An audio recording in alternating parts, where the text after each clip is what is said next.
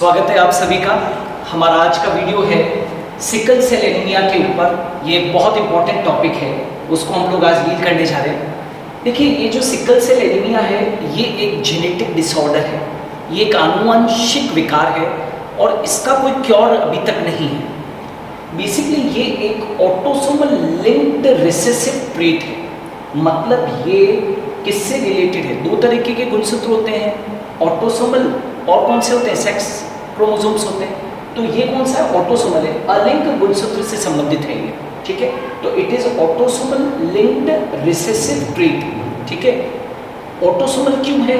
तो इसका जवाब क्या है, क्यों है ये ऑटोसोमल, क्यों है, क्यों नहीं ये सेक्स लिंक्ड है? जैसे हीमोफीलिया वगैरह हम लोग पढ़ाते हैं, कलर ब्लाइंडनेस पढ़ाते हैं, तो वो कहते हैं कि वो कैसा है, दैट इज सेक्स लिंक्ड है। लेकिन ये सेक्स लिंक्ड नहीं है, ये कैसे है? ऑटोसोमल डिजीज है। क्यों है ऑटोसोमल डिजीज? क्योंकि उसका कारण है कि एक जीन होती है जिसका कि नाम है HBA gene, right. HBA gene chromosome number 11 के ऊपर होती है। क्रोमोसोम नंबर 11 जो है वो क्या है? एक ऑटोसोम है। तो ये जो क्रोमोसोम नंबर 11 के ऊपर HBA जीन होती है, जब इस HBA जीन के अंदर मॉलिक्यूलर म्यूटेशन हो जाता है, म्यूटेशन आप समझते हैं ना, अचानक होने वाले परिवर्तन, राइट, उत्परिवर्तन जिनको की कह देते हैं। तो जब इस जीन के अंदर उत्परिवर्तन हो जाता है और HBA जीन जब HBS में बदल जाती है, तो ये विकार उत्पन्न होता है, sickle cell anaemia, which is called as autosomal linked recessive trait disorder. Okay, अब ये जब जीन HBA जो है वो क्या होती है? नॉर्मल पर्सन्स के अंदर होती है। जब HBA जीन HBS में बदल जाएगी, म्यूटेशन हो जाएगा, तो ये जो HBS जीन है ये सिकल सेल हीमोग्लोबिन क्या करेगी? प्रोड्यूस करेगी, यानी कि it will produce the sickle cell anaemia. Okay, now अब आ जाते हैं कि ये डिजीज कैसे होती है, क्या होती है, उसको देखिए। तो मैंने लिखा है disease is controlled by pair of gene HBA and HBS। जैसा कि मैंने आपको बताया, यहाँ पर हम दो जीन्स को डिस्कस करेंगे। एक तो नॉर्मल HBA जीन है और एक म्यूटेशन के बाद में जो HBS जीन बन जाएगी उसको डिस्कस करेंगे। तो disease is controlled by a pair of gene HBA and HBS। Okay, अब देखिए यहाँ पर तीन पॉसिबल जीनोटाइप्स के बारे में मैंने लिख रखा है।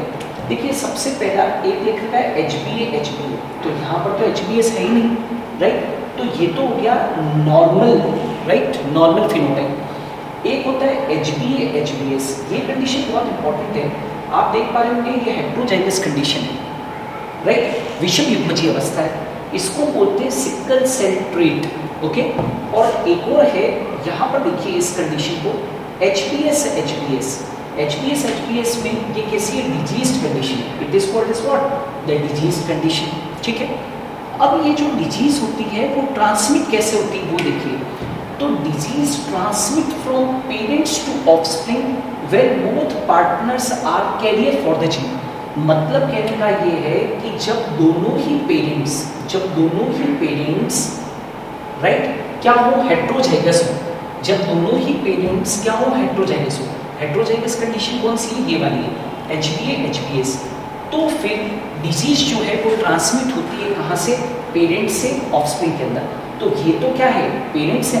तो ये जो नीचे बनेगी ये क्या चीज़ है? ऑफस्प्रिंग से, संततियाँ हैं। Are you getting? तो अब आप देखो, जब दो पेरेंट्स सिकल सेल ट्रेट वाले पेरेंट्स, यानी कि दो हेट्रोजाइगस पेरेंट जब क्रॉस करते हैं, तो हेट्रोजाइगस पेरेंट क्या? HBA HBS crossed with HBA HBS। तो आप देखो तीन तरीके की मुझे फिनोटाइप्स यहाँ पर देखने को मिल रही है। HBA देखो, इसको क्रॉस के HBA ये आ गया, फिर HBA HBS ये आ गया, फिर देखो HBA HBS ये आ गया, और HBS राइट। तो ये हमारे पास में ऑफस्प्रिंग्स है। अब आप देखो, ये तो कौन सा है? नॉर्मल फिनोटाइप है। ये जो दोनों है ये क्या? सिकल सेल ट्रेट है, और ये क्या है? सिकल सेल एनीमिया है। तो हम ये कहना चाहते हैं कि पेरेंट्स से डिजीज का जो ट्रांसमिशन है, राइट, वो ऑफस्प्रिंग्स के अंदर तब होता है जब दोनों पेरेंट्स हेट्रोजाइगस होते हैं। और आप देख सकते हो कि यहाँ पर 50% के अंदर तो सिकल सेल ट्रेट है, राइट, 25% के अंदर सिकल सेल एनीमिया है, और रेस्ट कैसे हैं? नॉर्मल है। ठीक है, तो यहाँ पर आप देखो ये सिकल सेल एनीमिया का केस स्टडी आपको देखने को मिल रही है। ठीक है, अब डिफेक्ट कैसे होता है? तो डिफेक्ट कैसे होता है उसको देखिए। ये एक नॉर्मल इंडिविजुअल से, एक स्वस्थ व्यक्ति से ली गई आरबीसी है। तो आरबीसी का जो शेप होता है नॉर्मल पर्सन्स के अंदर वो कैसा होता है, बाइकॉन्केव होता है, राइट, बाइकॉन्केव डिस्क लाइक होता है। और यहाँ पर देखो एक इंडिविजुअल ऐसा है, राइट, सिकल सेल इंडिविजुअल है, मतलब जो सिकल सेल रोग से ग्रसित है, एक उसकी आरबीसी जो है वो कैसी है, सिकल शेप आरबीसी है। तो इस आरबीसी का जो शेप होता है वो क्या हो जाता है, स्मॉल हो जाता है। कंपैरेटिवली नॉर्मल आरबीसी से इसका शेप क्या हो जाता है, स्मॉल हो जाता है, ठीक है। तो अब आप देखो ये तो क्या है, नॉर्मल हीमोग्लोबिन जीन जो है वो कौन सी, ए है। ए मतलब यहाँ पर क्या है, HbA से, तो this is normal HbA gene. Actually ये नॉर्मल HbA जीन है। और ये वाली जो है वो क्या चीज़ है, ये वाली कौन सी है, सिकल सेल हीमोग्लोबिन जीन। ये क्या है, sickle cell haemoglobin gene, okay. ये क्या है, नॉर्मल HbA जीन है। और जब म्यूटेशन हो जाता है, राइट, तो क्या बन जाती है, सिकल सेल हीमोग्लोबिन जीन बन जाती है, HbS, मतलब HbA किसमें बदल जाती है, HbS में, राइट।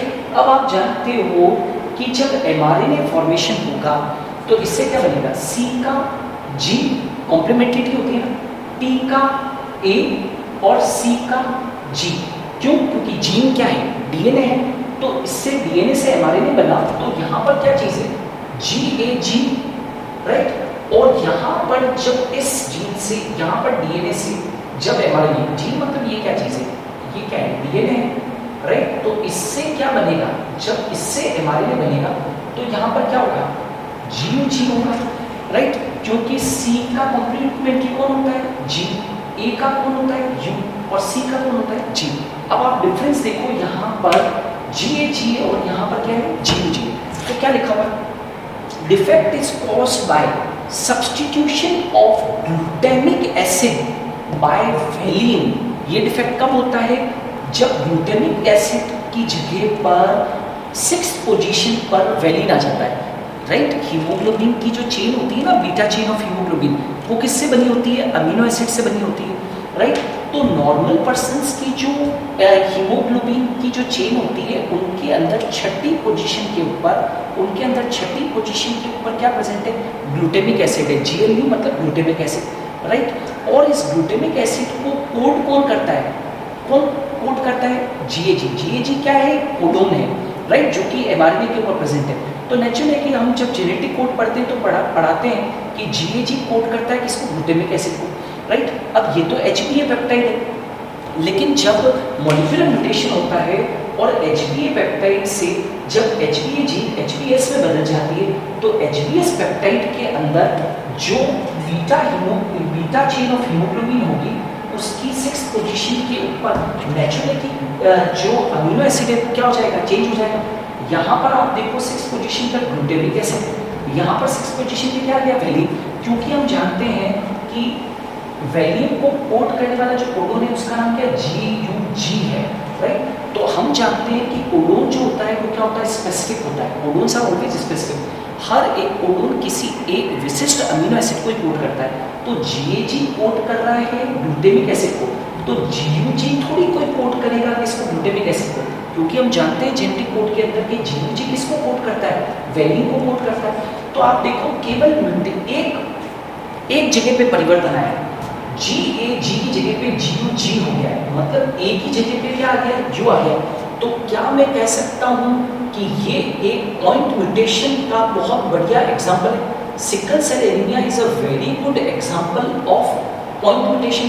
पॉइंट म्यूटेशन को हम क्या बोलते हैं, बिंदु परिवर्तन कहते हैं। मतलब A की जगह पे यहाँ पर क्या हो गया, U हो गया, उससे इतना बड़ा परिवर्तन हो गया है और कोडोन बदल गए। ये GAG कोड कर रहा है ग्लूटामिक एसिड को, GUG कोड कर रहा है वेलिन को। तो जब ऐसा होता है तो सिकल सेल एनीमिया जनरेट होता है। कहने का मतलब है कि सिकल सेल एनीमिया कब होता है, जब हमारी 6th beta chain of haemoglobin जो होती है नॉर्मल पर्सन्स के अंदर, उसके 6th पोजीशन पे ग्लूटामिक एसिड होता है, वो एक डिजीज पर्सन के अंदर वेलिन अमीनो एसिड से क्या हो जाता है, सब्स्टिट्यूट हो जाता है, तब ऐसा डिफेक्ट जो है वो होता है। ठीक है ना, क्यों हुआ? तो देखो the substitution of amino acid in the globin protein, मतलब जो सब्स्टिट्यूशन हुआ है अमीनो एसिड का ग्लूटामिक एसिड के स्थान पर वेलिन, राइट, प्रोटीन चेन के अंदर हीमोग्लोबिन, क्योंकि हीमोग्लोबिन क्या है, प्रोटीन चेन है, results due to single base substitution, single base substitution at the sixth codon. ये देखो सिक्स्थ कोडोन के ऊपर सिंगल बेस सब्स्टिट्यूशन तो हुआ है, तभी तो मैंने क्या कहा है, it is example of point mutation. एक ही जगह पे क्या हो गया है, यू, मतलब यहाँ पर मॉलिक्यूलर म्यूटेशन हुआ और एक ही जगह पे क्या हो गया, यू हो गया। तो एक सिंगल बेस सब्स्टिट्यूशन जो कि सिक्स्थ कोडोन के ऊपर हुआ है, राइट, जिसके कारण क्या हुआ, जीएजी किस में बदल गया, जीयूजी में।